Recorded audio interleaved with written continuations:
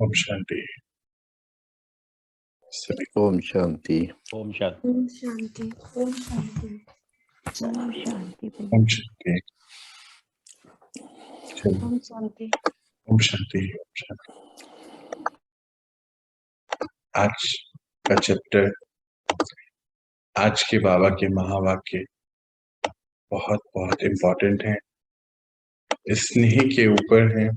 हम बहुत अच्छी रीति इसको समझेंगे और चेकिंग के पॉइंट्स हैं जैसे कि रोज ही होते हैं, चेक करेंगे, समझेंगे और आगे बढ़ेंगे। तो शुरू करते हैं।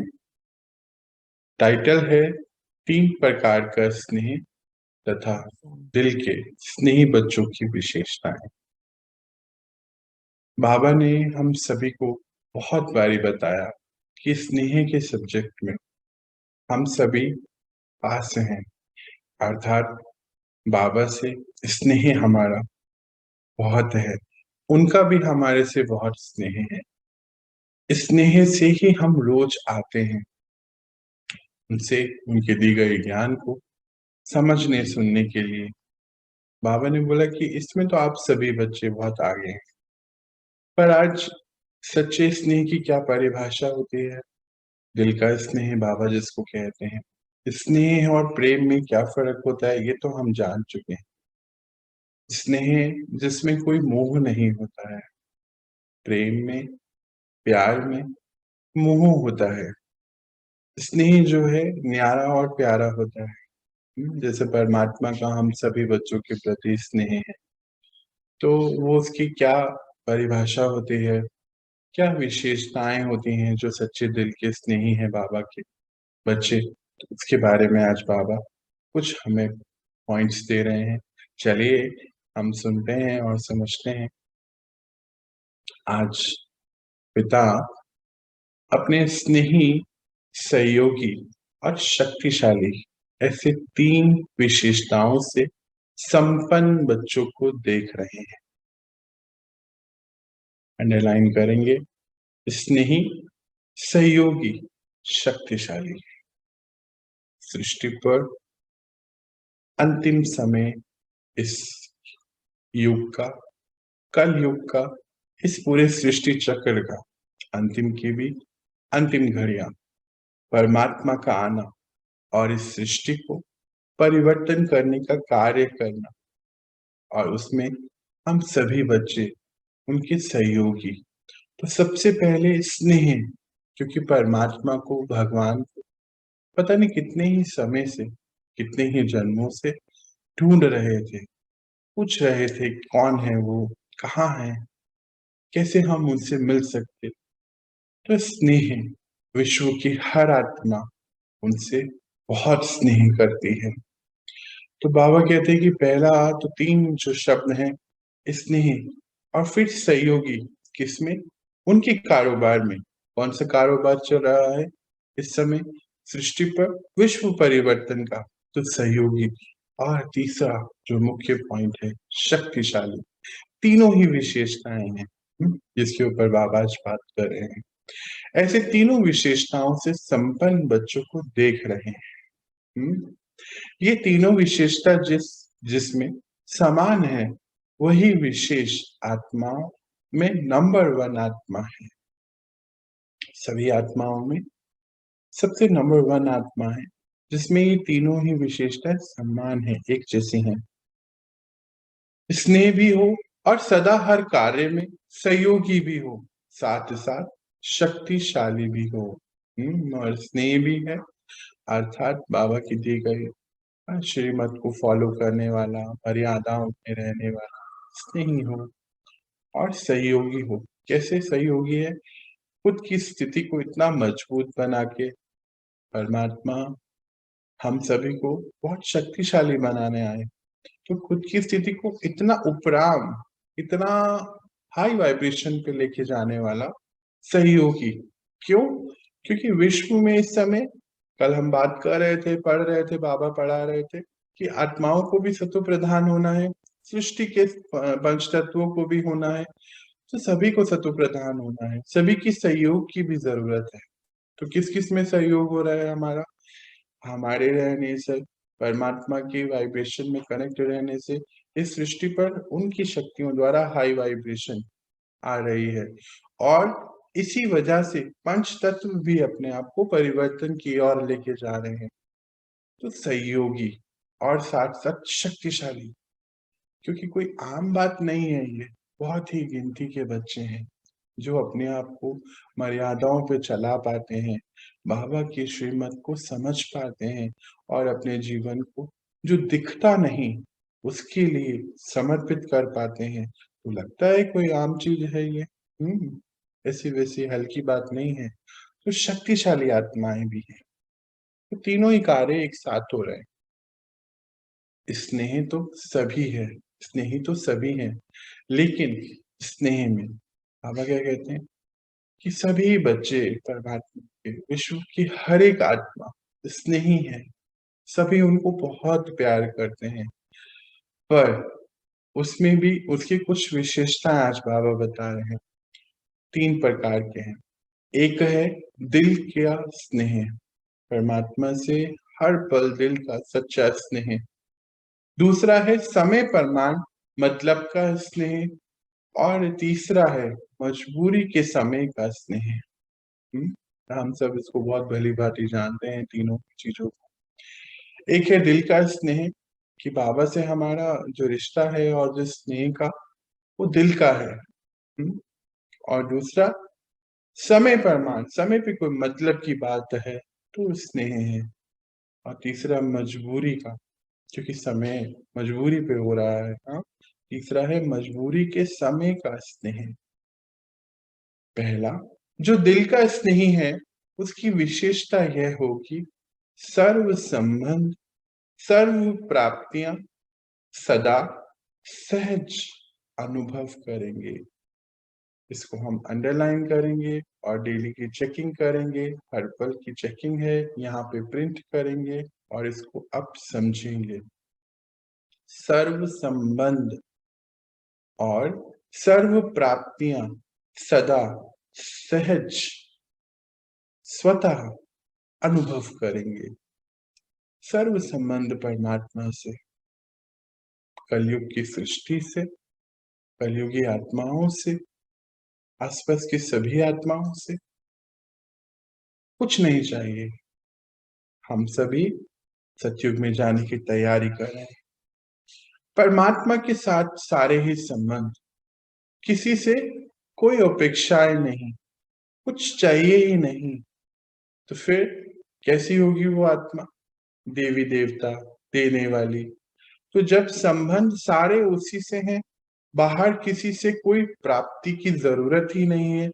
अच्छा लगा, बुरा लगा, मैंने उसको ऐसा कहा, ऐसा क्यों नहीं किया, ऐसा उनको करना ही चाहिए था, मेरा तो यही काम था, मैं तो उनको कह ही सकता था।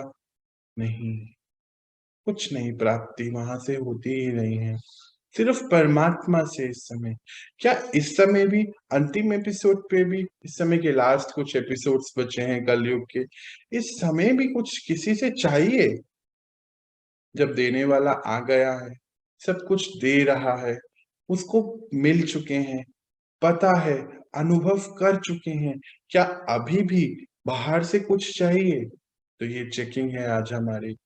तो बाबा क्या कहते हैं? सर्व संबंध एक से, सर्व प्राप्तियां सदा सदा, हाँ कभी कभी नहीं, सदा सहज, इजी, स्वतः नेचुरल अनुभव करेंगे उन्हीं के साथ हर पल। यानी कि कनेक्शन भी उन्हीं से जुड़ा हुआ है, और चाहिए भी उन्हीं से ही, सारे रस उन्हीं से, सारा उठना बैठना। एक बार बाबा बता रहे थे कि बच्चे, आप बच्चों को तो उठाता भी मैं ही हूँ, ये तो सब हम अनुभवी हैं कि कोई तो है जो हमें मॉर्निंग में ऐसे उठा देता है। हाँ, आप बच्चों को उठाता भी हूँ, पढ़ाता भी हूँ, दिन भर के सभी कर्म में सहयोग भी देता हूँ, और फिर रात को अच्छे से आपकी बातें भी सुनता हूँ, सुलाता भी मैं ही हूँ। बच्चे, मैं सेवाधारी हूँ, सबसे बड़ा सेवाधारी। इस समय संगम पर आया है हमारी सेवा करने। क्या सच में अभी किसी और की जरूरत है? चेकिंग है। आज दिन भर चेकिंग में बिताना है। क्या सच में इस थोड़े से समय में वो सेवाधारी आया हुआ है, प्राइम सेवक, हम सभी आत्माओं का इतनी सेवा कर रहा है। हाँ, हम नहीं ले उससे सेवा तो बात अलग है, वो तो दे ही रहा है ना। वो तो सुबह उठा रहा है, पढ़ा रहा है, फिर हम बोले कि नहीं, हम तो नहीं उठ सकते हैं, हम तो ज्ञान नहीं सुन सकते हैं, हमारे पास तो समय नहीं है, हम बहुत बिजी हैं, फिर भी वो सहयोग दे रहा है। इतना बड़ा सहयोगी सेवाधारी परमात्मा हम सभी बच्चों की खातिरी करने आया है, और हम फिर भी नहीं आए, तो फिर हमें चेकिंग करनी चाहिए। हाँ, तो क्या बोलते, सहज स्वतः अनुभव करेंगे एक संबंध की, एक संबंध की अनुभूति में भी कभी नहीं, मतलब एक संबंध नहीं, सभी संबंध उन्हीं से।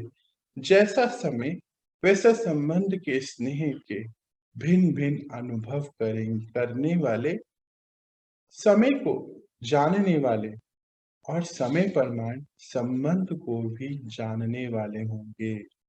पहले बच्चों की खासियत बता रहे हैं बाबा, फिर से इसको समझते हैं। एक संबंध की अनुभूति में नहीं भी कमी नहीं, मतलब किसी में भी कमी नहीं। कौन कौन से संबंध है, सबको अपने सामने लिया है।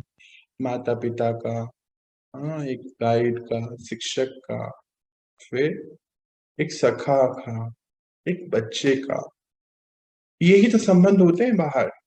कौन कौन से होते हैं, हमारे माता पिता, हम किसी के माता पिता, हाँ, फिर किसी के फ्रेंड, भाई बहन, या फिर टीचर, या फिर सतगुरु, या कोई गाइड, ये सारे ही संबंध होते हैं।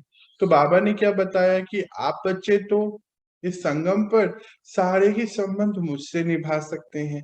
मैं बैठा हूँ, सेवा करने आया हूँ, खातिरी करने आया हूँ। तो बच्चे इस पूरे कल्प में छोटे से दिन मेरे साथ नहीं रह सकते।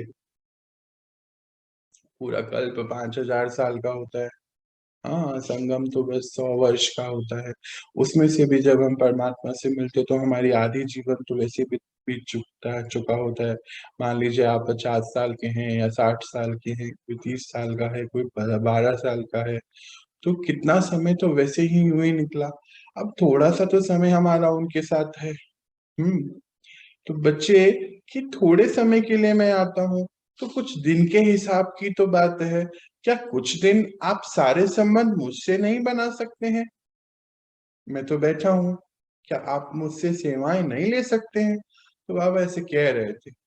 तो वही वो बता रहे, एक संबंध की अनुभूति में भी कमी नहीं। जैसे समय, अभी हमने देखा ना कौन कौन से संबंध है, हम सब ले आए थे ना अपने सामने, हिम्मत छुए थे ना।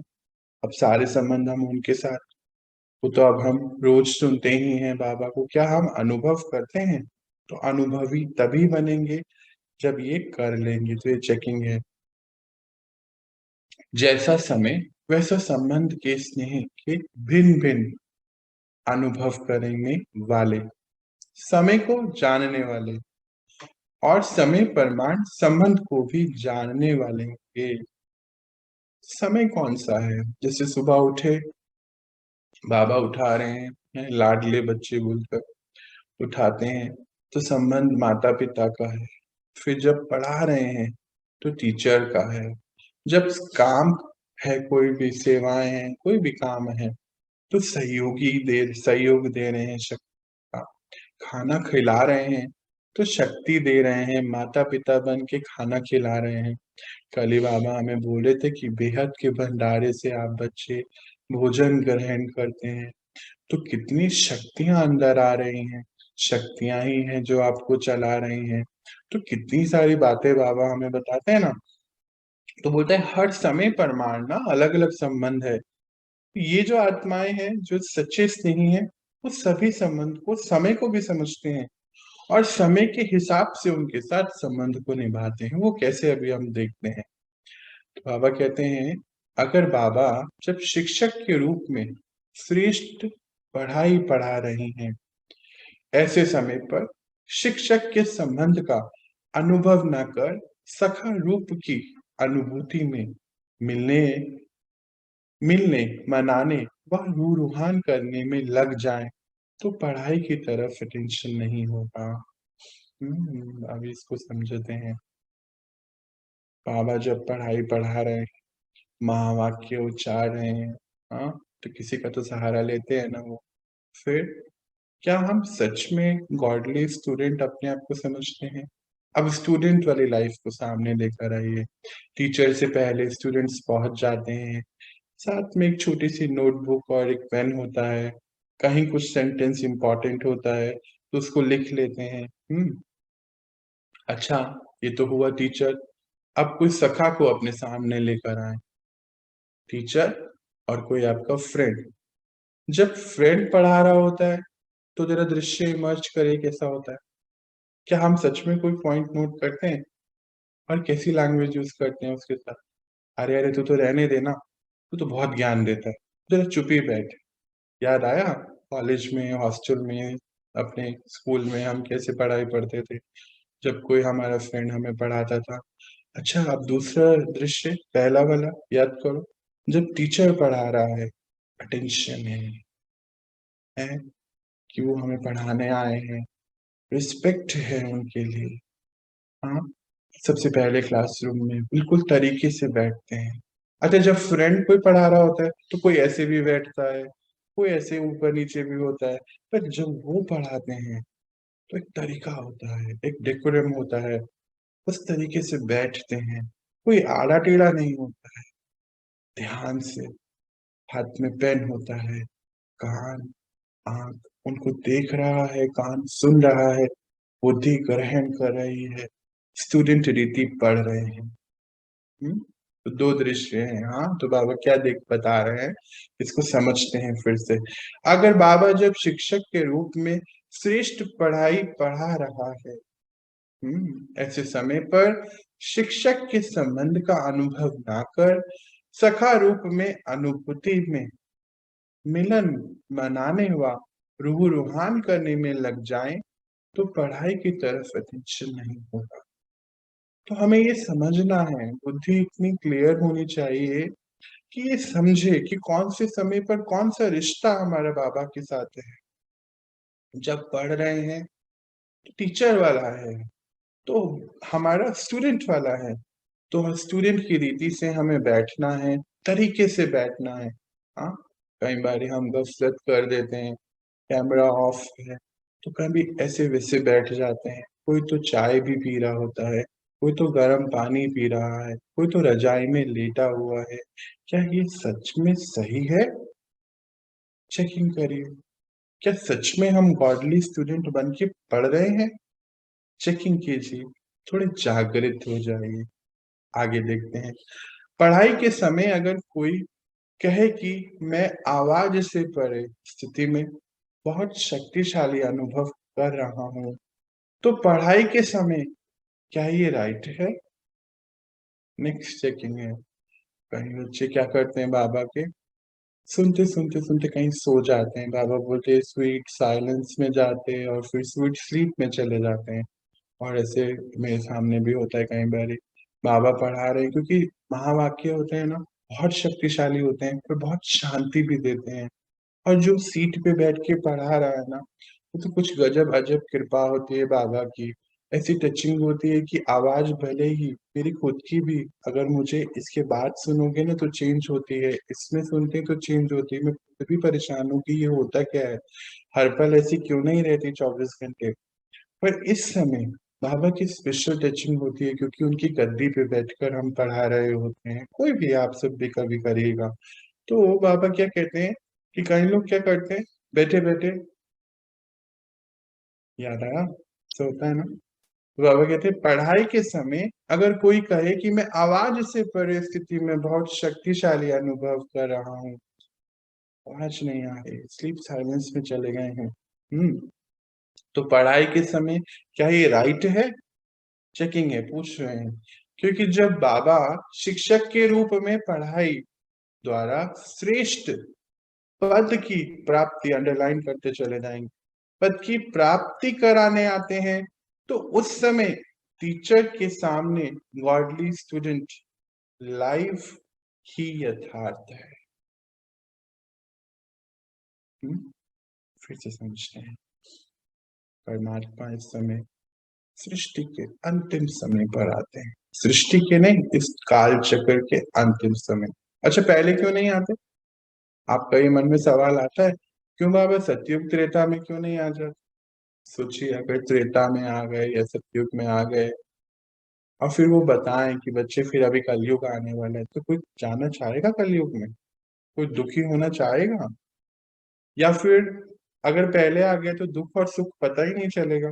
इसलिए अंत में आते हैं, जब हमने पूरा सुख का समय बिता लिया होता है और दुख से परेशान होते हैं, घायल होते हैं, आत्माएं क्षीण हो जाती हैं शक्तियों में, तब बाबा आते हैं और फिर हमें सुख के दिन याद दिलाते हैं। तभी तो हम दुख से सुख में जाते हैं और स्नेह के साथ बंधन में बंद हमें बाबा उड़ती कला, चढ़ती कला, उड़ती कला और वैसा बना के चले जाते हैं। इसीलिए बाबा अंत में आते हैं, इस समय में आते हैं। तो कहते हैं कि ऊंचे से ऊंचे जो आप पढ़ाई पढ़ रहे हैं, कौन सी पढ़ाई पढ़ रहे हैं? देवी देवताएं बनने की पढ़ाई पढ़ रहे हैं, तो ऊंचे से ऊंचे पद की तैयारी कर रहे हैं। तो क्या ये राइट है कि बिना अटेंशन के हम पढ़ रहे हैं? नहीं ना, गॉडली स्टूडेंट की रीति से हमें बैठना है। हाँ, तो बाबा बोलते हैं जो गॉडली स्टूडेंट की लाइफ है वो यथार्थ रीति होनी चाहिए, यथार्थ है। स्नेह की परिभाषा बता रहे हैं बाबा। इसको कहा जाता है समय की पहचान प्रमाण, संबंध की पहचान और संबंध प्रमाण, स्नेह के प्रति प्राप्ति की अनुभूति। इसको अंडरलाइन करेंगे, डबल अंडरलाइन करेंगे, यहाँ पे प्रिंट कर लेंगे। और आज हम अभी इस महावाक्यों को कम से कम, बाबा तो बोलते हैं 5 बार ही पढ़ना है, कम से कम 5 बार ही पढ़ेंगे। ये ग्रुप में मैं भेजूंगा अभी, जस्ट सेशन फिनिश होते ही इसको जरूर पढ़ना है। इसको समझना भी है। पापा क्या कहते हैं? इसको कहा जाता है समय की पहचान प्रमाण, संबंध की पहचान। समय, सुबह अमृत वेले बाबा के साथ रूह रूहान का समय, फिर उसके बाद पढ़ाई का समय, तो समय की पहचान। हाँ, और उसके बाद संबंध की पहचान। सुबह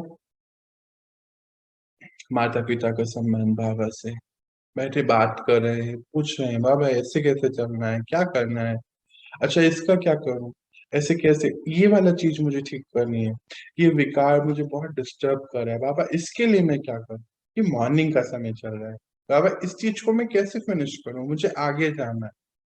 तो वहां पे एक गाइड का, एक पिता का रोल निभाते हैं। पर अभी तो वो पढ़ाने आते हैं। तो समय प्रमाण संबंध की पहचान, मतलब बुद्धि इतनी शक्तिशाली होनी चाहिए। हाँ, और उसके बाद क्या बाबा बोलते हैं? और संबंध प्रमाण स्नेह की प्राप्ति की अनुभूति। समय और संबंध का ध्यान, और संबंध में फिर कौन सा स्नेह है, वो प्राप्ति की अनुभूति भी होगी, ये बता रहे हैं। यही बुद्धि की को एक्सरसाइज कराओ, जो जैसा चाहे, जिस समय चाहे, वैसे स्वरूप और स्थिति में स्थित हो सके। बुद्धि को ऐसी एक्सरसाइज कराओ कि जिस समय जैसा संबंध बाबा से रखना है, बुद्धि उसी पल उस संबंध की अनुभूति करने। अब एक बार पढ़ा रहे थे, कहते कि बच्चे आप सब इतने पावरफुल है ना, कि एक ऑन ऑफ का स्विच लगा हुआ है, कि पहले कार्य को जो कर रहे हैं उसको ऑफ करके फिर दूसरा कार्य शुरू करने का एक ऑन का स्विच है, एक ऑफ का स्विच है। एक बार तो बोल रहे थे अपने मन को यंत्र बना, मतलब इतनी शक्तियां हैं, तो ही बोल रहा है ना भगवान, यूं ही तो आके ऐसे नहीं बोलता होगा। हाँ, वेला तो नहीं है वो। क्या बोलते कि एक्सरसाइज अपनी बुद्धि को कराओ। अगर किसी ना किसी प्रकार का व्यर्थ बोझा, अंडरलाइन करेंगे, बहुत ध्यान से समझेंगे। अगर किसी ना किसी प्रकार का व्यर्थ बोझ व व्यर्थ किचड़ा बुद्धि में भरा हुआ है, कोई ना कोई अशुद्धि है, तो ऐसी बुद्धि वाले जिस समय चाहे वैसी बुद्धि को मोल्ड नहीं कर सकेंगे। इसको समझते हैं, व्यर्थ बोझ क्या होता है और व्यर्थ पिछड़ा क्या होता है। हम सतयुग में जाने की तैयारियां कर रहे हैं। क्या अभी भी हम कलयुग की इंफॉर्मेशन अपने अंदर भर रहे हैं? क्या हम पढ़ रहे हैं, सुन रहे हैं, देख रहे हैं, बोल रहे हैं? किसी के साथ बैठकर क्या किस तरीके की बातें कर रहे हैं? ये सब क्या है, बुद्धि के ऊपर बोझ है व्यर्थ का। हाँ, तो क्या क्यों हमें बाहर की कोई चीज देखनी, सुननी, पढ़नी है कलयुग की, जब हमें कलयुग में रहना ही नहीं तो। और यही व्यर्थ का किचड़ा भी है। किस तरीके की बातें कर रहे हैं? जैसे कई लोग कहते हैं ना, पता नहीं मुझे क्या हो जाता है, पता नहीं कहाँ से ये थॉट आ जाता है, बैठे बैठे ही पता नहीं इतना दुख होता है। मेरे कोई तो बता रहा था, इतना दुख होता है कि मैं रोने लगती हूँ, बहुत रोती हूँ, अंदर से ऐसे चुभन होती है। ये सब क्यों होता है मालूम? क्योंकि व्यर्थ का किचड़ा पहले का बहुत भरा है ना। टीवी पे पता नहीं क्या क्या देखा हुआ है, कितनी चीजें, कैसी व्यर्थ की बातें करी हुई हैं, संबंधियों से कैसे बात कर रहे हैं, किस तरीके की बातें कर रहे हैं। अच्छा, कोई तो क्या है, बैठकर बहुत पुरानी बातें करते रहते हैं, कोई दुख की बातें करते हैं, कोई पैसे रुपए की बातें करते रहते हैं। ये सब व्यर्थ में फंसे रहती है बुद्धि।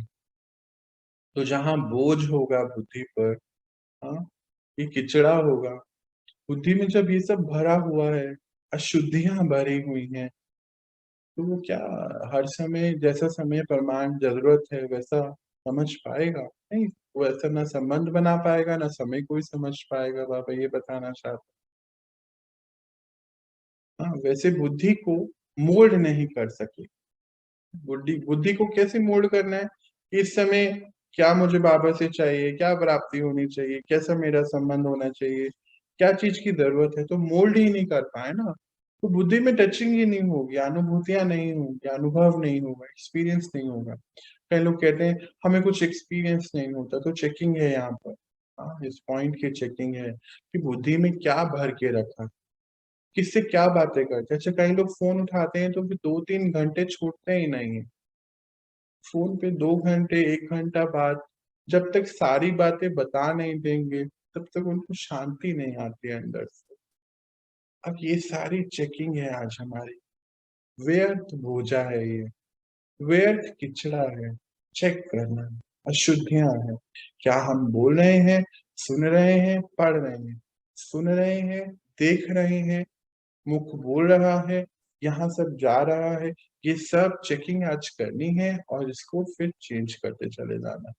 हम्म, तो मोल्ड नहीं कर सकेगा। इसीलिए बहुत स्वच्छ, महीन, अर्थात अति सूक्ष्म बुद्धि, दिव्य बुद्धि, बेहद की बुद्धि, विशाल बुद्धि चाहिए।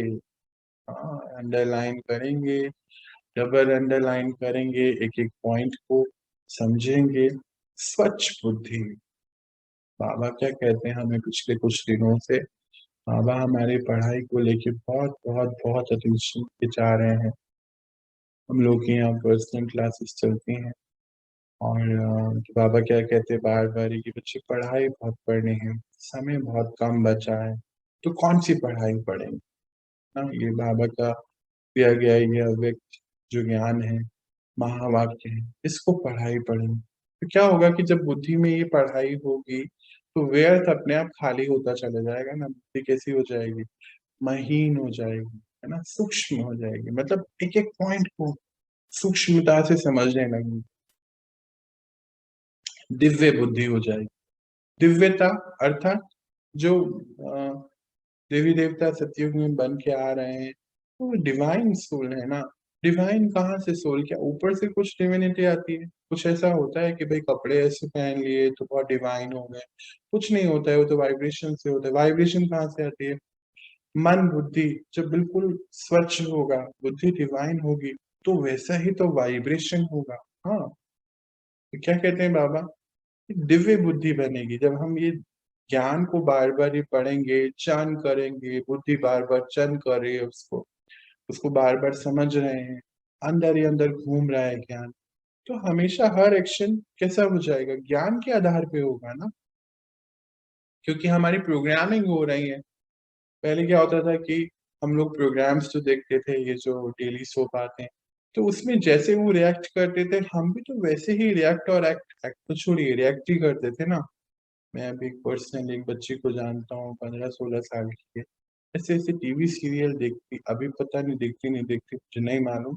और सारे एपिसोड जो सास बहू टाइप सारे, और उसी तरीके से वो रिएक्ट करती थी हर बात पे। मतलब कि पूरी एक्टिंग दिखती है कि एक्टिंग कर रही है। और 16-15 साल के बच्चे कैसे होते हैं, मासूमियत होती है और चेहरे पर और अच्छा-सा उनका स्वभाव होता है, वो कुछ भी नहीं था। हुँ, शक्ल पे चेहरा बिल्कुल मासूम नहीं था, पर धीरे-धीरे अभी ठीक हो रहा है, क्योंकि अशुद्धियाँ भरी हुई बुद्धि में। तो ये चेक करना है, आज स्वच्छ करना है बुद्धि को। महीन अर्थात अति सूक्ष्म, बाबा की दी गई टचिंग को एकदम से समझने वाली बुद्धि होनी चाहिए। दिव्य बुद्धि, बेहद की बुद्धि। कल बाबा क्या पढ़ा रहे थे? आप तो बेहद के बच्चे हैं, बेहद के पिता के बच्चे हैं। तो बेहद यानी कि विश्व की हर एक आत्मा के प्रति शुभ भावनाएँ, शुभकामनाएँ। ऐसा एक भी नहीं जिसके प्रति कोई खिटपिट है अंदर। तो सभी को ही सामने लाकर बाबा ने कल हमसे एक प्रैक्टिस कराई थी ना। तो बेहद की बुद्धि, विशाल बुद्धि चाहिए, इस ज्ञान को समाने वाली। हाँ, रचयिता, रचना, कर्म, हर चीज का ज्ञान बाबा दे रहा है। तो कोई छोटी-मोटी, कोई साधारण, कोई हल्की बात तो नहीं है, कोई यूं ही वाली बातें तो है नहीं है। तो विशाल बुद्धि चाहिए। आगे देखते हैं बाबा क्या बता रहे हैं। ऐसी बुद्धि वाले ही सर्व संबंध का अनुभव, जिस समय जैसा संबंध, वैसे स्वयं के स्वरूप का अनुभव कर सके। हम्म? इनकी बुद्धि में स्वच्छता होगी, डिवाइनिटी होगी और सूक्ष्म बुद्धि होगी, यानी कि टचिंग, और टचिंग पावर उनकी बहुत जबरदस्त होगी, बाबा के इशारों को समझने वाली। और विशाल बुद्धि बेहद की होगी, तो वो हर संबंध का अनुभव जिस समय जैसा चाहिए वैसा अनुभव नेचुरली कर सकेंगे। तो स्नेही सभी हैं, लेकिन सर्व संबंध का स्नेह समय प्रमाण अनुभव कराने वाले सदा ही इसी अनुभव में इतने बिजी रहते हैं कि हर संबंध के भिन्न भिन्न प्राप्तियों में इतना लवलीन रहते, मगन रहते, जो किसी भी प्रकार का विघ्न अपनी तरफ झुका नहीं सकता है। इसीलिए स्वतः ही सहज योगी स्थिति का अनुभव करते हैं। इसको कहा जाता है नंबर 1 यथार्थ स्नेही आत्मा। हम्म, इस पैराग्राफ में बहुत सारी चीजें छिपी हुई हैं। चलिए इसको चयन करते समझते हैं। यहाँ पे बाबा क्या बहुत सारे बच्चों के जो प्रश्न होता है उसके आंसर दे रहा है। कई बच्चे से पूछते हैं कि बाबा समय नहीं मिल पाता, दिन भर बहुत काम होता है, तो बाबा कैसे हम मेडिटेशन का समय कैसे बढ़ाएं? तो उसका आंसर बाबा दे रहे हैं। इसमें ध्यान से इसको ना समझना है। अब इस वाले बुद्धि को, ये जो अभी मैंने क्वेश्चन पुटअप किया है ना, अब इस रीति से इसको पढ़ के समझते हैं। तो स्नेही सभी हैं, स्नेही सभी हैं, एक लाइन फिनिश।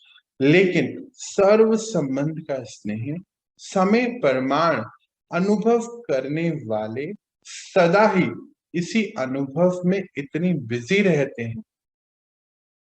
सारे ही संबंधों का अनुभव करने वाले सारे ही समय बाबा के साथ इतने बिजी रहते हैं संबंधों की प्राप्तियों में, हर संबंध के भिन्न भिन्न प्राप्तियों में इतना लवलीन रहते। लवलीन का अर्थ क्या होता है मालूम?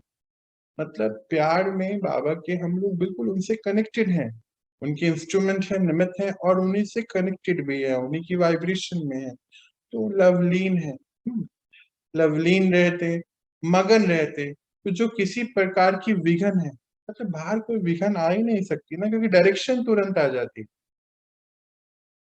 जैसे मान लीजिए, एक बार शायद मैंने शेयर भी कर रहा था, बहुत पहले की बात है। तो बाबा के साथ के तो अभी लाखों अनुभव है मेरे।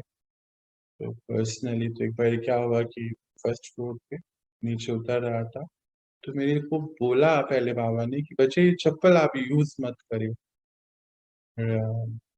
मैंने कुछ दिन पहले वो आती थी ना नाइक की चप्पल, अभी तो चेंज हो गया मेरा सब, तो वो महंगी भी आती थी, फिर लिया मैंने। उधर बाबा अभी तो लिए मैंने, क्यों नहीं यूज करूं।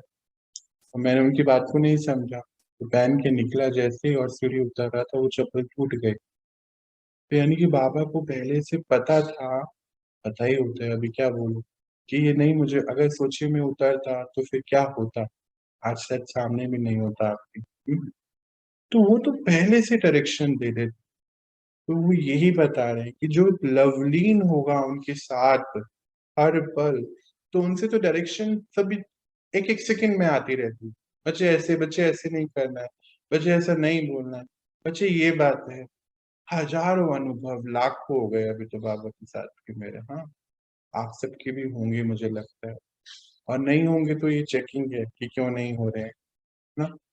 तो जब इतने मगन है उनके साथ, तो विघन क्या आएगी, कोई विघन होती है क्या? विघन कुछ होता ही नहीं, क्योंकि बाबा का डायरेक्शन सीधा सीधा आ रहा है, बच्चे ऐसे नहीं करना है, ऐसे नहीं होना, ये नहीं होना चाहिए, ऐसे नहीं होना चाहिए, ऐसा करिए, उधर नहीं जाना है, उधर जाना है तो किससे क्या बात करनी है, कैसे आपको बोलना है, अभी बोलना है या थोड़ी देर बाद बोलना है, क्या बोलना है, मतलब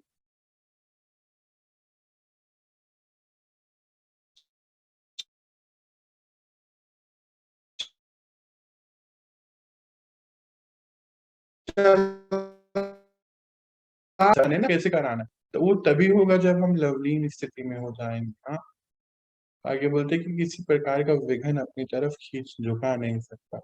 मतलब हर पल योग लगा हुआ है ना उनके साथ, तो फिर और योग में क्यों बैठना है, ये आंसर है उसका।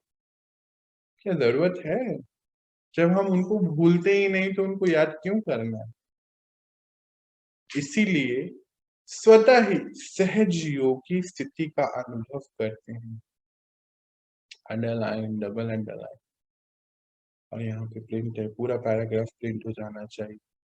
इसलिए स्वतः ही सहज योगी, सहज मतलब इजी, हाँ, स्थिति का अनुभव करते हैं।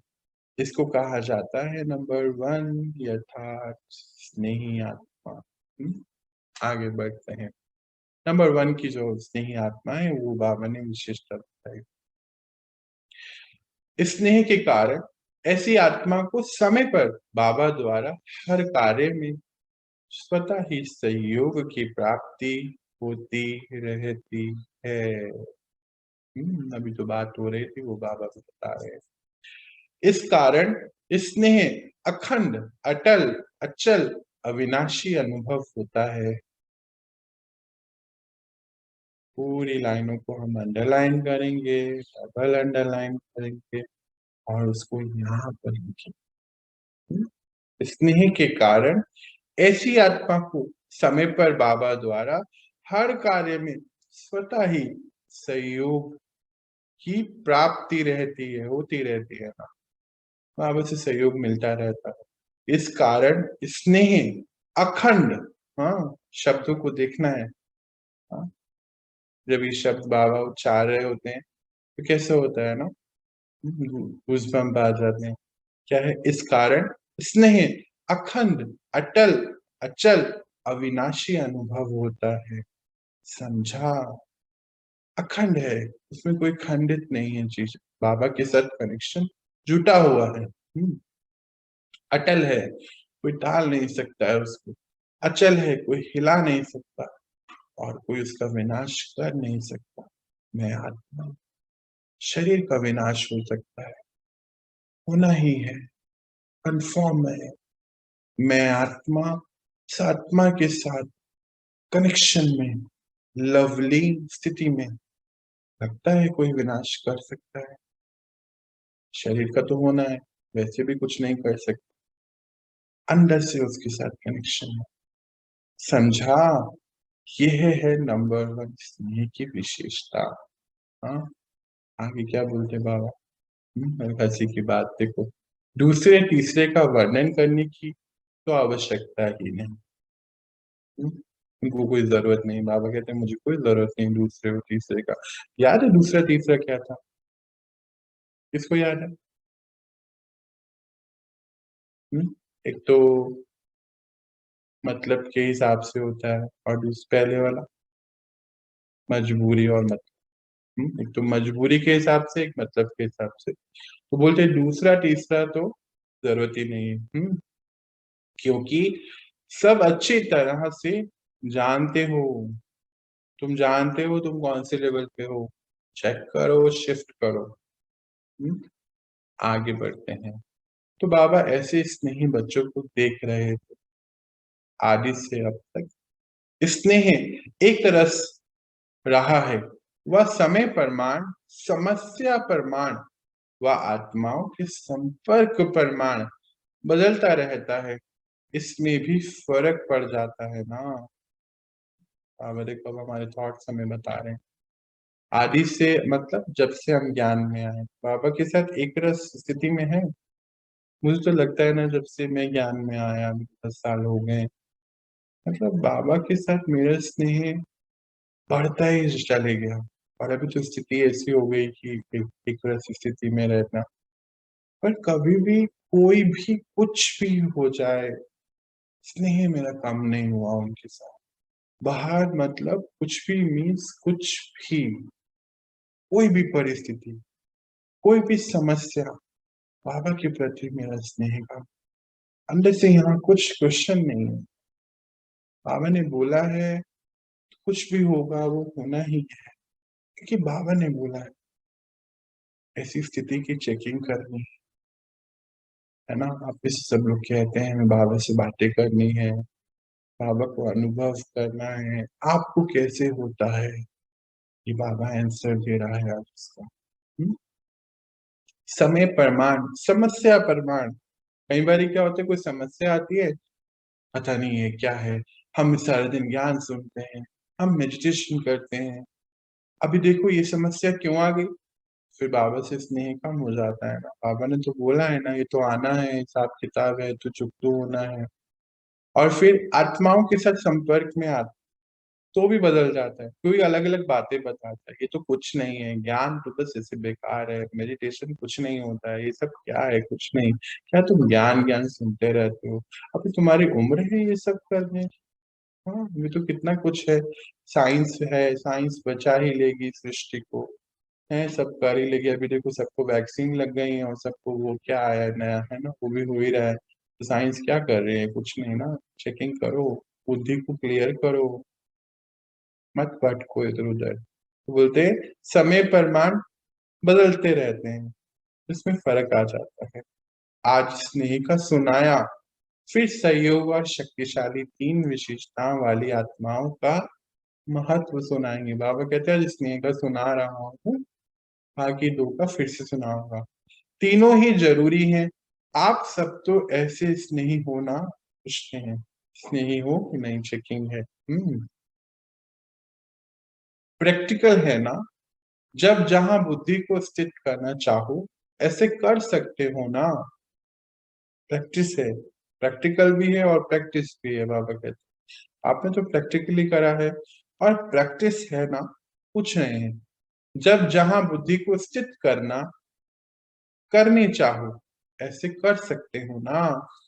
कंट्रोलिंग पावर है ना, कुछ नहीं बाबा। मतलब अंदर जब कुछ है ही नहीं, किसी से कुछ चाहिए ही नहीं, तो विघन कोई नहीं आएगा। जब किसी से कुछ चाहिए नहीं, तो बाहर कोई कंट्रोल करने वाला नहीं होगा। चाहिए का अर्थ क्या होता है? कोई वस्तु की बात नहीं हो रही है, वो तो छूट गया। सूक्ष्म चीज है, किसी से सुख मिल रहा है, कोई बात को हमारी माने तो हमें बहुत अच्छा लग रहा है, पावर महसूस हो रही है, ये होता है सूक्ष्म चीजें।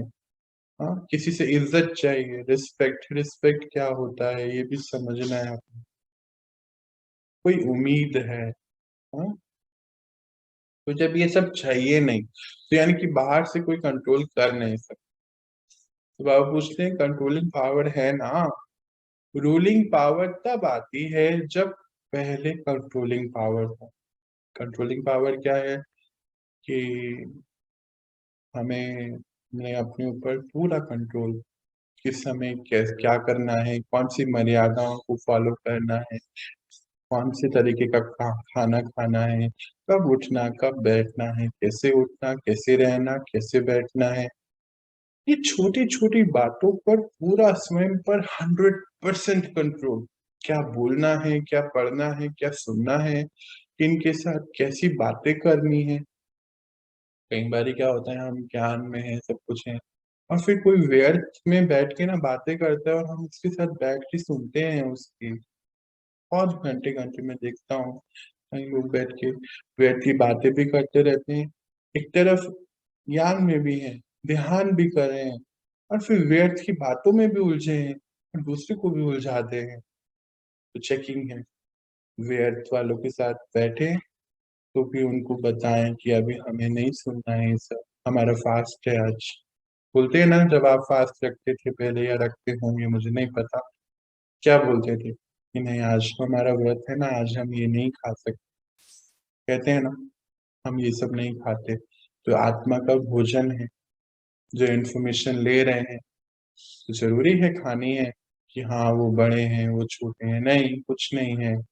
अगर आप प्यार से बोलेंगे, समझेंगे तो वो भी समझेंगे। एक दिन तो समझेंगे ही। तो बाबा बोलते हैं रूलिंग पावर तब आती है जब कंट्रोलिंग पावर हो और जो स्वयं को ही कंट्रोल नहीं कर सकता, वह राज्य को क्या कंट्रोल करेगा? कल हमारी पर्सनल क्लास में बाबा बता रहे थे कि बच्चे जैसे माता-पिता लौकिक होते हैं, तो वो उस लायक होते हैं तो फिर माता-पिता बन जाते हैं क्योंकि उनकी रचना है बच्चे। हाँ, तो उसमें भी कुछ माता-पिता तो बहुत अच्छे रीति अपनी ज़िम्मेदारियाँ निभाते हैं और कुछ नहीं निभाते हैं, अच्छे और बुरे ये परिभाषा होती है। ऐसे ही पंच तत्व जो है, जब वो समझ जाएँगे कि आप इतने पावरफुल हैं, हाँ, आप स्वराज्य अधिकारी हैं, आप उनके ऊपर राज्य उनको सँभाल सकते हैं, तो वो आपको रास्ता देते रहेंगे। ये बात बाबा आज देखो कैसे लेकर आए, कमाल है उस शक्ति का कि कैसे पढ़ा रहा है वो। तो बोलते हैं वह राज्य को क्या कंट्रोल करेंगे? समझते हैं इसको। जब स्वयं पर कंट्रोल नहीं है, हाँ, तो रूलिंग पावर तो जब आती है जब कंट्रोलिंग पावर होती है। तो जब खुद को कंट्रोल नहीं कर सकते, अपनी सूक्ष्म इच्छाओं को नहीं कंट्रोल कर सकते, कब उठना है, सोना है, बैठना चाहिए। कई लोग क्या कहते हैं मुझे, हम सुबह उठ जाते हैं और फिर सोते रहते हैं। ऐसा समझ ही नहीं आता कि उठने के बाद नींद आती कैसे है? क्या पड़ोसी की आँख है? बोलते हैं आँख लग जाती है, कैसे लगती है? आँख को क्या अलाउ किया है हमने लगने के लिए? क्या हमारी बात हमारी आँख सुन नहीं सकती है? सोचिए, जो हमारी आँख भी हमारी नहीं सुन सकती, तो राज्य तो बहुत दूर की बात है ना? क्यों अपने आप को धोखा देना? बाबा भी क्लियर कर रहा है। क्या कहते हैं? वे राज्य को क्यों, क्या कंट्रोल करेंगे? सोचिए हम अपने उठने-बैठने को कंट्रोल नहीं कर सकते, सुबह समय पे उठ नहीं सकते हैं। फिर कहते हैं कि हम रात को ना बहुत लेट हो गए, तो क्या हो गया? अगर फ्लाइट पकड़नी है तो उठते हैं ना, छोड़ देते हैं उसको, नहीं ना? उस दिन तो सारी रात जागते हैं बल्कि कुछ तो, कंट्रोलिंग पावर नहीं है ना, चेकिंग है। अगर अपने ऊपर कंट्रोल नहीं कर सकते, तो राज्य तो बहुत दूर की बात है। बाबा कहते हैं वह राज्य को क्या कंट्रोल करेगा? इसीलिए स्वयं को कंट्रोल में चलाने की शक्ति का हाँ, अभ्यास अभी से ही चाहिए, तभी राज्य अधिकारी बनेंगे। सतयुग में विश्व अधिकारी बच्चे आ रहे हैं बाबा के, जो स्वयं को अभी आज कंट्रोल करेंगे। कंट्रोलिंग पावर से रूलिंग पावर आए, तो चलाने की शक्ति का अभ्यास अभी करना है। तभी राज्य अधिकारी बनेंगे, समझा? ये तो बाबा का एक आज का जो चैप्टर है वो 3 पोर्शन में है। एक चीज अभी खत्म हुई। अब बाबा सूक्ष्म शरीर का, सेवाओं का कुछ महत्व बताएं। चलिए हम शुरू करते हैं। अब सूक्ष्म शरीरधारी बन कितनी तीव्र गति से आगे बढ़ और बढ़ा सकते हो?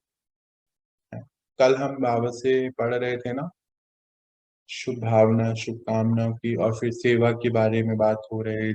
2 दिन से लगातार बाबा उसके बारे में बात कर रहे हैं। तो अभी हमें शरीरधारी यानी कि सूक्ष्म शरीरधारी फरिश्ते रूप की बात हो रही है। बाबा भी फरिश्ते रूप, स्थूल शरीर, सूक्ष्म शरीर की कुछ बातें बताएंगे। चलिए हम समझते हैं। किसी का कोई प्रश्न होगा मुझे लगता है, इसीलिए पता नहीं ये चैप्टर में ही क्यों हुआ है आज। आई थिंक आप में से कोई पूछता होगा। अब सूक्ष्म शरीरधारी बन कितना तीव्र गति से आगे बढ़ और बढ़ा सकते हो। सूक्ष्म शरीर की गति स्थूल शरीर से बहुत तीव्र होती है, यानी कि सूक्ष्म शरीर फरिश्ते रूप जो हम अभ्यास करते हैं ना, तो सूक्ष्म शरीर की गति स्थूल यानी कि फिजिकल बॉडी से तीव्र होती है। एक तरफ साकार शरीरधारी और दूसरी तरफ फरिश्ता स्वरूप, दोनों के चलने में कितना अंतर होगा। फरिश्ता कितने में पहुंचेगा और साकार शरीरधारी कितने में पहुंचेगा। हम सब कौन है, बाबा हमें क्या बुलाते हैं कि आप सब फरिश्ते हैं, है ना, सेवाओं में लगे हुए हैं। तो बोलते जो स्थूल वाला शरीर वाला होगा और जो सूक्ष्म शरीर वाला होगा उसमें अंतर बहुत। सूक्ष्म शरीरधारी कितनों की सेवाएं कर सकते हैं, है ना, कितनी जल्दी कहीं भी पहुंच सकते, बहुत अंतर है। सूक्ष्म शरीर की गति इस दुनिया के सबसे तीव्र गति के साधनों से तेज है। सबसे तेज क्या है, रॉकेट से भी तेज है बाबा कहता। हाँ, एक ही सेकंड में उसी समय अनेकों को अनुभव करा सकते हो, जो सब कहेंगे कि हमने इस समय बाबा को देखा या बाबा से मिले। हर एक समझेगा कि मैंने रूह रूहान की, मैंने मिलन मनाया, मेरे को मदद मिली, क्योंकि तीव्र गति के कारण एक ही समय पर हर एक को ऐसा अनुभव होता है जैसे मैंने किया। मुझे नहीं मालूम बाबा ने आज ये चैप्टर क्यों लेकर आया इसमें, पर हाँ, किसी को जरूरत होगा इसीलिए। अगर आप में से कोई होगा पूछ रहा होगा तो बताना, मैं अब इसका मतलब समझा देता हूँ। बाबा क्या कहते हैं कि मानो किसी को जरूरत है ना आपकी मदद की, तो आप यहीं से बैठे सूक्ष्म शरीर में उसको हेल्प करके आ सकते, है ना। जैसे मान लीजिए आपके बच्चे बाहर पढ़ रहे हैं, या कोई बहुत आपका कोई खास है, कोई रिलेटिव है, या कोई आपको किसी ने बताया कि ना फला फला की ये दिक्कत चल रही है, तो बाबा क्या कहते हैं, आप सूक्ष्म शरीर में, स्थूल शरीर में तो कब पहुंचेंगे ना, अभी तो देखो फिर से बंधन लगते चले जाएंगे, अभी आगे और बहुत कुछ होना है। तो सूक्ष्म शरीर में तो आप कहीं भी पहुंच सकते हो, बंधन मुक्त है। अच्छा, दुनिया में जो भी तीव्र गति वाला साधन है उससे भी तेज है ये, एक सेकंड में पहुंच सकते हो। तो कहते हैं वहां पर उस आत्मा को, ध्यान से समझेंगे, वहां पर उस आत्मा को ऐसा अनुभव होगा कि उसको परमात्मा की मदद मिल गई है, उसने बाबा से मिला है, उसने मिलन किया है बाबा से। इतनी तीव्र गति होने के कारण ये अनुभव आप अनेकों को करा सकते हैं, बाबा ऐसा। किसने पूछा था, अगर मन कर तो बताना। फिर तो फरिश्ता जीवन बंधन मुक्त जीवन है। भले ये सेवा का बंधन है, लेकिन इतना फास्ट गति है, जो जितना भी करे उतना करते हुए भी सदा फ्री है। हाँ, बाबा क्या कहते हैं कि ये जो जीवन है ना फरिश्ते वाला, इसमें कोई बंधन नहीं है। सेवा जरूर है, क्योंकि हम तो अभी क्या कर रहे हैं, बाबा के बच्चे सभी सेवाओं में लगे हुए हैं ना। फिर ये सेवाओं का बंधन जरूर है, पर बंधन मुक्त है, बंधन में बंधते नहीं। गति बहुत फास्ट है, तो सदा फ्री है, जितना ही प्यारा उतना ही न्यारा। अटैच है तभी तो फरिश्ते जैसे सेवाएं कर पाएंगे, और सभी के प्यारे हैं। कराते सबके हैं, सबसे कराते सबसे हैं, लेकिन कराते हुए भी अशरीरी फरिश्ते होने के कारण सदा ही स्वतंत्रता की स्थिति का अनुभव होता है, क्योंकि शरीर और कर्म के अधीन नहीं। पापा कहते हैं कि न्यारे और प्यारे तो सभी से हो जाते हैं, और क्योंकि फरिश्ते का शरीर कैसा होता है, सूक्ष्म शरीर से सेवा करें, तो कर्म और शरीर के अधीन नहीं है, मतलब आप इतने पावरफुल हैं, किसी की भी मदद कहीं भी दुनिया के किसी भी कोने में कर सकते हैं बाबा की शक्तियों के द्वारा। हाँ, इसको समझना है। आप लोगों को भी अनुभव है, जब फरिश्ते स्थिति से कोई कार्य करते हो तो बंधन मुक्त अर्थात हल्केपन अनुभव करते हो ना। हम सभी ने अनुभव किया है इसका तो ना, कि जब फरिश्ते रूप स्थिति में करते हैं तो जो भी कार्य करते हैं उसमें हम थकावट नहीं होती, शरीर को तो फिर थकावट हो जाती है ना, इसको नहीं होती है। और जो भी फरिश्ता लोक भी वह, यानी कि फरिश्ता और हमारा लोक कौन सा है अभी इसको समझते हैं। और जो भी फरिश्ता लोक भी वह तो शरीर भी वह, तो क्या अनुभव होता होगा जान सकते हो ना, मतलब हमारा शरीर भी, हम लोग इसी लोक के वासी हैं, पर इस फिजिकल वर्ल्ड में रहते हुए फरिश्ते की स्थिति में रहें, तो कैसा होगा हमारा अनुभव। हल्केपन का अनुभव होगा, शक्तिशाली स्थिति का अनुभव होगा, बाबा से कनेक्शन का अनुभव होगा, अनेकों की सेवाएं अभी कर सकते हैं, कितने सारे अनुभव आपके हो सकते हैं, जानते हो बाबा कहते हैं आप सभी। अच्छा, हमें बाबा का फेवरेट सेंटेंस, अब तो आप बच्चे समझ गए, अब तो आप कर ही लेंगे। तो ये तो हुआ अभी का, और अभी आगे कुछ और 2 पॉइंट्स हैं, वो भी अभी हम समझते हैं। अभी तक बाबा हमें पढ़ा रहे थे, अभी तो फिर मॉनिटर सीनियर बन के अब कुछ बातें हैं जो बाबा हमें टेंशन दिला रहे हैं, याद दिला। अब ये भी क्यों आया, अब ये भी आपको पता होगा, मुझे नहीं पता। सदा बेफिक्र बादशाह होना, कोई किसी का क्वेश्चन होगा। सदा बेफिक्र बादशाह होना, जब बाबा को जिम्मेवारी दे दी तो फिक्र किस बात का। जब अपने ऊपर जिम्मेवारी रखते हो तो फिर फिक्र होता है, क्या होगा, कैसे होगा। और जब बाबा के हवाले कर दिया तो फिक्र किसको किसको होना चाहिए, बाबा को या आपको। और बाबा तो सागर है, उसमें फिक्र रहेगा ही नहीं, तो बाबा भी बेफिक्र और बच्चे भी बेफिक्र हो गए। तो जो भी कर्म करो, कर्म करने से पहले यह सोचो कि मैं कौन हूँ, मैं निमित्त हूँ, ट्रस्टी हूँ। बाबा ने हमें पढ़ाया था ना, क्या याद है, निमित्त, निर्माण, और किसको याद है वो 3 शब्द, कौन बताएगा। अरे किसी को याद नहीं तो गलत था, सच में याद नहीं है। निमित्त, निर्माण और निर्माण। और हाँ, निमित्त, निर्माण और निर्माण।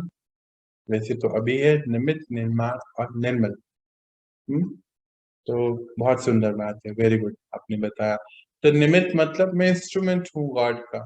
बाबा कहते कोई भी कार्य करने से पहले 3 शब्द को याद रखिए, निमित्त, निर्माण और निर्मल, कि मैं इंस्ट्रूमेंट हूँ उसका, निर्माण कर रहा हूँ उसकी सृष्टि का, और निर्मल अपने आप हो जाएंगे।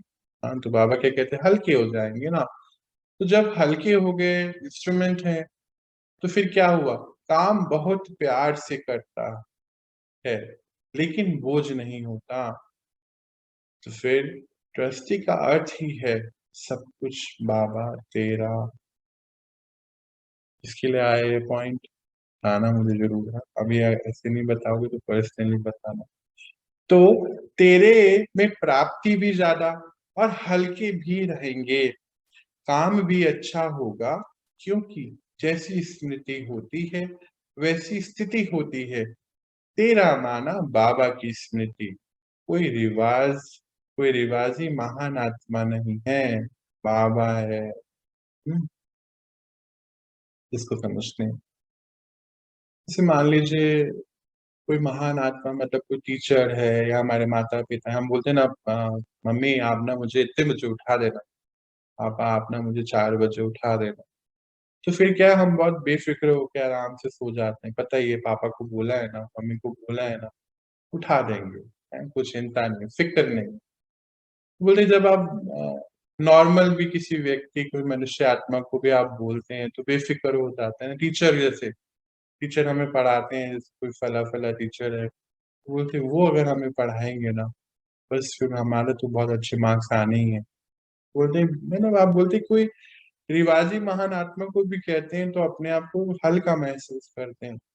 ये तो कोई रिवाजी महान आत्मा नहीं है, बाबा है, भगवान है। हाँ, अब उनको आपने दिया है सब कुछ, अब तो हल्के हो जाइए। तो जब तेरा कह दिया तो कार्य भी अच्छा और स्थिति भी सदा बेफिक्र है। जब बाबा ऑफर कर रहा है कि फिक्र दे दो, फिर भी अगर ऑफर नहीं माने तो क्या कहेंगे? बोलते भगवान ऑफर दे रहा है कि बेफिक्र रहो, फिक्र मुझको दे दो, तुम इजी रहो। हाँ, अभी तो सेवाओं पे मैं आ गया हूँ, मेरे को यूज करो, फिक्र मुझे दे दो। बोले ऑफर में दे रहा हूँ, अब तुम नहीं ले रहे तो फिर मैं क्या कर सकता हूँ? बाबा की ऑफर है, बोझा छोड़ो, तो सदा बेफिक्र रहना है और दूसरों को भी बेफिक्र बनाने की अनुभव की विधि बतानी। कितनी बड़ी बात है। आप कहते खुद भी रहना है और अन्य आत्माओं को भी बताना है कि तुम कैसे हो गए ऐसे बेफिक्र। बहुत आशीर्वाद मिलेंगी, किसका बोझा व फिक्र ले लो तो दिल से दुआएं देंगे। कोई आत्मा परेशान है, दुखी है, आप उसको ये विधि बता देंगे, दिल से दुआएं देंगे ना, आशीर्वाद मिलेंगे ना। तो स्वयं भी बेफिक्र बादशाह और दूसरों की भी शुभ भावना की दुआएं मिलेंगी तो बादशाह हो। हाँ, अविनाशी धन के बादशाह हो। मतलब ये अविनाशी धन है ना, दुआएं मिल रही हैं, आशीर्वाद मिल रहे हैं, शक्तियां मिल रही हैं बाबा से, तो अविनाशी है। बादशाह को क्या परवाह, विनाशी बादशाहों को तो चिंता रहती है, लेकिन यह अविनाशी। हाँ, विनाशी का अर्थ क्या हो गया? मानो कोई धन धान्य से संपन्न है, वो बादशाह है, तो उसको तो फिक्र है ना, वो बादशाह का, वो तो फिक्र वाला हो गया, अरे मेरा ये नहीं, ये नहीं। यहाँ तो सभी जो शक्तियां हैं बढ़ रही हैं, दुआएं, आशीर्वाद मिल रहा है, तो अविनाशी है ना सब। तो इसका इसीलिए बादशाह बाबा ने अविनाशी वाला बताया। अच्छा, सेकेंड पॉइंट देखते हैं। अविनाशी सुख और अल्पकाल का सुख दोनों के अनुभवी होना। अल्पकाल का सुख है स्थूल साधनों का सुख और अविनाशी सुख है ईश्वरीय सुख। तो सबसे अच्छा सुख कौन सा है? जो बार बार ही बोलते हैं ना, हम ना ज्ञान नहीं सुन सकते हैं, इतना टाइम नहीं होता है, रजिस्ट्रेशन नहीं कर पाते हैं, हमारे ना काम बहुत है। आज उसके लिए है कुछ पॉइंट। हाँ, किसी ने तो मांगे होंगे, शायद आ गए होंगे, इसीलिए। अविनाशी सुख और अल्पकाल का सुख दोनों की अनुभूति, अनुभवी होना। बाबा पूछ रहे हैं आप अनुभवी हो दोनों के? अल्पकाल का सुख है स्थूल साधनों का सुख और अविनाशी सुख है ईश्वरीय सुख। तो सबसे अच्छा सुख कौन सा है? ईश्वरीय सुख जब मिल जाता है तो विनाशी सुख आपे ही पीछे पीछे आता है। जो आत्मा को ईश्वरीय सुख मिलता है ना, तो जो स्थूल साधन बाहर चाहिए वो आपे ही आ जाते हैं। जैसे कोई धूप में चलता है, बाबा भी युक्ति दे रहा है, हाँ? जैसे कोई धूप में चलता है तो उसके पीछे परछाई आपे ही आती है। हम्म, और अगर कोई परछाई के पीछे जाए तो कुछ नहीं मिलेगा, है ना? धूप में हमने देखा है ना, चलते तो परछाई अपने आप ही आती है, और हम सोचो परछाई का ही पीछा करें, अरे तो कुछ मिलेगा? कुछ भी नहीं। तो जो ईश्वरीय सुख है, सुख की तरफ जाता है, उसके पीछे अल्पकाल का सुख स्वतः ही परछाई की तरफ आता रहेगा। मेहनत नहीं करनी पड़ेगी। Underline underline underline underline. और यहाँ पे प्रिंट, जो कह रहे हैं ना कि समय नहीं होता है, ज्ञान नहीं सुख पाते हैं, मेडिटेशन नहीं कर पाते, टाइम पे उठ नहीं पाते, तो यानी कि बाहर किसी चीजों के पीछे भागते हैं, तो बाबा कहते हैं जब बाबा का सुख ले लेते हैं तो बाहर सभी चीजें अपने आप ही होती चली जाएगी। परछाई की तरफ आता रहेगा, मेहनत नहीं करनी पड़ेगी। बाहर के सारे ही अल्पकाल के सुख जो हैं आपके पीछे सदा आते रहेंगे, मेहनत ज्यादा नहीं है ऐसा। जैसे कहते हैं जहां परमार्थ होता है वहां व्यवहार स्वतः सिद्ध हो जाता है। परमात्मा के अर्थ कोई कार्य हो रहा है तो जो भी कर रहे हैं वो होना ही है, सिद्ध हो जाता है। ऐसे ईश्वरीय सुख है सॉरी, ऐसे ईश्वरीय सुख है, परमार्थ और विनाशी सुख है, व्यवहार है। व्यवहार जो ईश्वरीय सुख है वो परमात्मा परमार्थ और विनाशी सुख है। व्यवहार मतलब जो भी कोई भी व्यवहार है, कार्य है, अपने आप सिद्ध होता चले जाएगा। तो परमात्मा के आगे व्यवहार आप ही आता है। तो सदा इस अनुभव में रहना जिससे दोनों मिल जाएं, नहीं तो एक मिलेगा वह भी विनाशी होगा। अल्पकाल के सुख की बात हो रही है, विनाशी होगा। कभी मिलेगा कभी नहीं मिलेगा। हाँ मतलब कई बार हम ना बहुत भागते रहते हैं कि ये हम ये करें वो करें। ऐसा नहीं, बाबा कभी नहीं कह रहे कि नहीं करें। बाबा कहते हैं पर अपने जीवन का जो उद्देश्य है क्या है, लक्ष्य क्या है, कि आप सतयुग में जा रहे हैं, ये तो अभी की जो पढ़ाई पढ़ रहे हैं ये तो अविनाशी है, ये आपको आगे के लिए काम आने वाली है, सदा काल के लिए। तो उसके पीछे अपने को लेकर जाए, ये सब तो अपने आप आएगा, व्यवहार आप ही आता है। तो सदा इस अनुभव में रहना जिससे दोनों ही मिल जाएं, नहीं तो एक मिलेगा विनाशी होगा।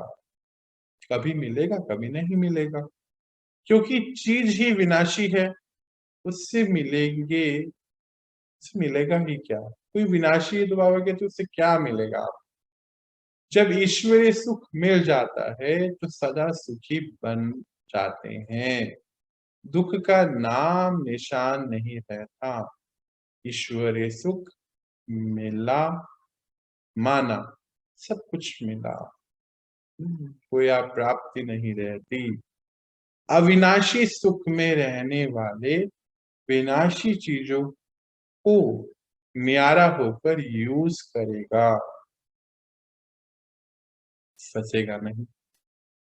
बाहर की कोई भी साधन वस्तुएं कैसे यूज करेगा, बस यूज करेगा ना। मालूम है विनाशी चीजें तो न्यारा होके डिटैच होके यूज करेगा, उससे कनेक्ट नहीं होगा, फंसेगा नहीं। अच्छा, हम बाबा का फेवरेट सेंटेंस हम सबको पता है, अब आप जान चुके हैं, अब आप कर ही। आज हम नहीं पढ़ेंगे, किसी को कोई पॉइंट चीज समझ में नहीं आई प्लीज पूछिए, समझिए, फिर हम मेडिटेशन की ओर अपने आप को बढ़ाते हैं। चलिए हम मेडिटेशन की ओर अपने आप को लेकर चलते हैं। आप सभी के माइक्रोफोन में ऑफ कर रहा हूँ और स्क्रीन भी ऑफ कर रहा हूँ। हम कुछ देर बीज रूप की प्रैक्टिस कर रहे हैं, इसी को ही करेंगे।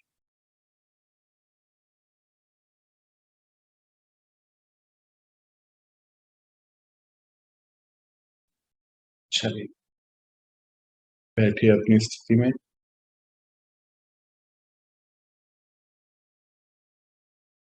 और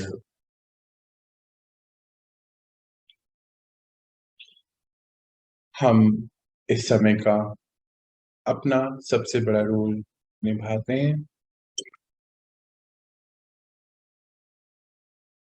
और वो रोल है कि जब हम अपनी सूक्ष्म स्थिति में आते तो परमात्मा, यानी कि हमारी सूक्ष्म स्थिति कौन सी है, बिंदु रूप है ना। कुछ लोग नए हैं तो थोड़ा सा क्लेरिफाई करना।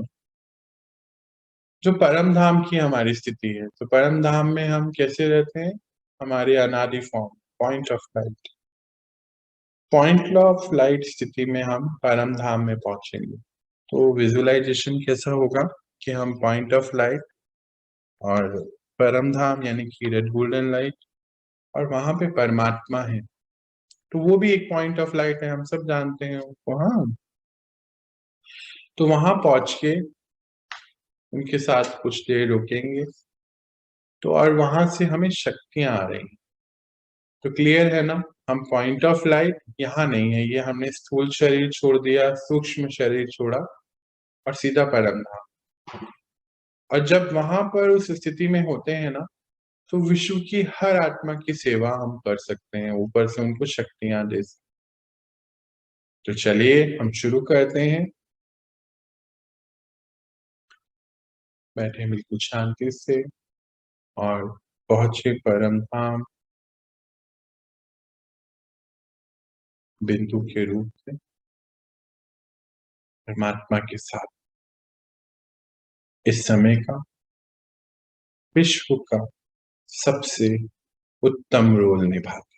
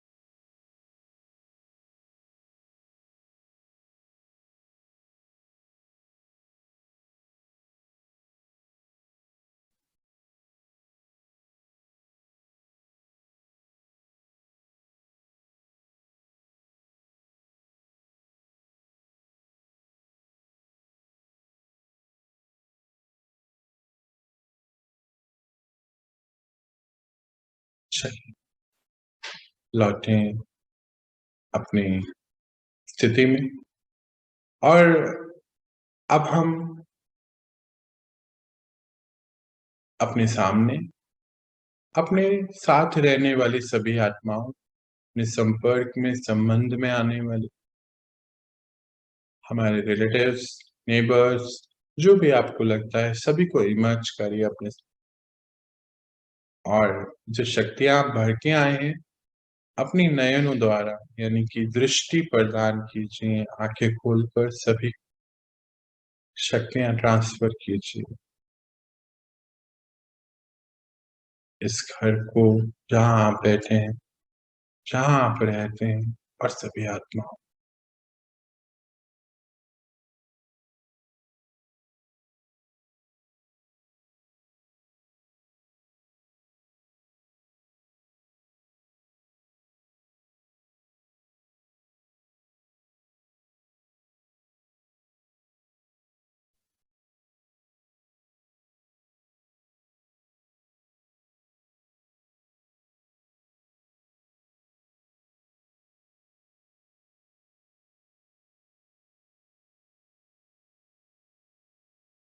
धीरे से लौटिए अपनी नॉर्मल स्थिति में। ओम शांति।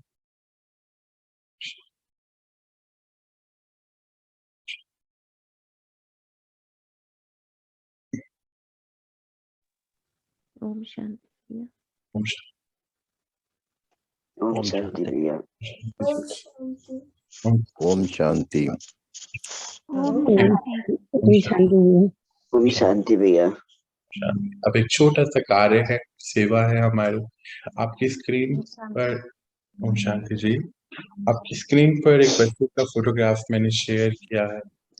हाँ, इसको थोड़ी सी जरूरत है, किसकी? शक्तियों की। तो हम सभी क्या करेंगे? इस बच्चे को शक्तियां प्रदान करेंगे। आप सभी के माइक्रोफोन में ऑफ कर रहा हूँ यहाँ से। हेलो। हमें कैसे करना है हमें मालूम है ना? अब हेलो। कोई कुछ कह रहा है? हाँ, तो हमें कैसे करना है? सबको डायग्राम याद है कि ये हम पहले यहाँ से भेजा करते थे। अब हम शक्तियां अभी लेकर आए हैं और अपने शक्तिशाली नयनों द्वारा इसको शक्तियां ट्रांसफर करेंगे, है ना? बाबा का बच्चा है, सेवा है हमारी। चलिए, 1 सेकंड में ये कार्य हो जाता है। तो परमात्मा से कनेक्ट तो है ही हम, सामने आपके सामने है।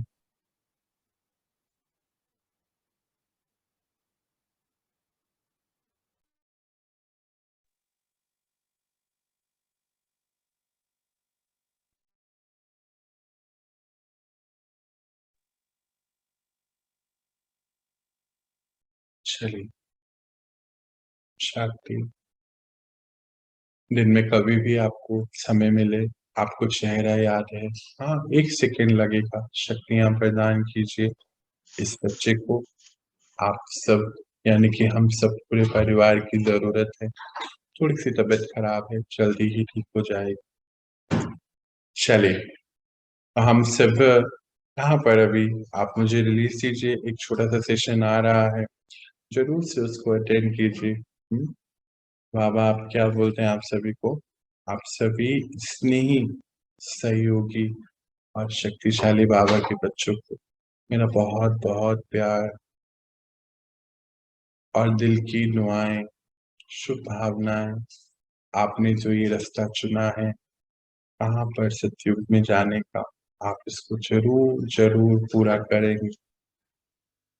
कुछ भी कहीं पर कोई भी आपको लगता है आवश्यकता है मेरी, क्या किसी की भी, तो जरूर उससे सहयोग लेंगे।